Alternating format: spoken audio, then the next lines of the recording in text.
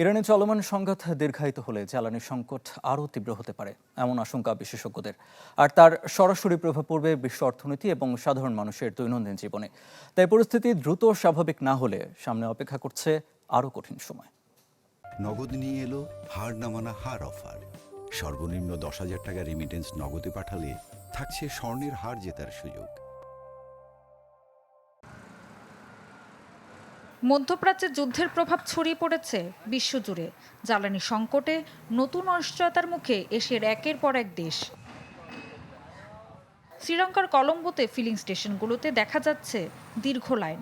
ঘন্টার পর ঘন্টা অপেক্ষা করেও মিলছে না জ্বালানি। এমন অবস্থায় রেশনিং পদ্ধতি চালু করেছে সরকার।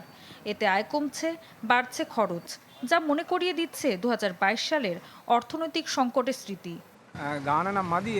পরিমাণটা যথেষ্ট নয়, তবে এতে কিছুটা নিয়ন্ত্রণ এসেছে, এটাই ভালো দিক। যুদ্ধ শুরু করেছে অন্যরা, কিন্তু ভুগতে হচ্ছে আমাদের। জীবিকা নির্বাহ করা কঠিন হয়ে পড়েছে। আমি সকাল থেকে এই লাইনে দাঁড়িয়ে আছি। মিয়ানমারে জ্বালানি বাঁচাতে যান চলাচলে চালু হয়েছে জোড়বিজোড় পদ্ধতি। সতর্ক করা হয়েছে মজুতদারদেরও। ফিলিপাইনে জ্বালানির দাম বাড়ার শঙ্কায় পাম্পে ভিড়। একই অবস্থায় দক্ষিণ কোরিয়াও। নেপালে অর্ধেক ভর্তি গ্যাস সিলিন্ডার বিক্রি করে চেষ্টা চলছে সরবরাহ টিকিয়ে রাখার।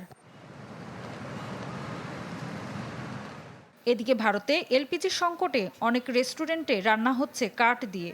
কমে গেছে উৎপাদন, হুমকির মুখে কর্মসংস্থান। অন্যদিকে থাইল্যান্ডে বিদ্যুৎ সাশ্রয়ে বদলে দেওয়া হয়েছে অফিস সংস্কৃতি।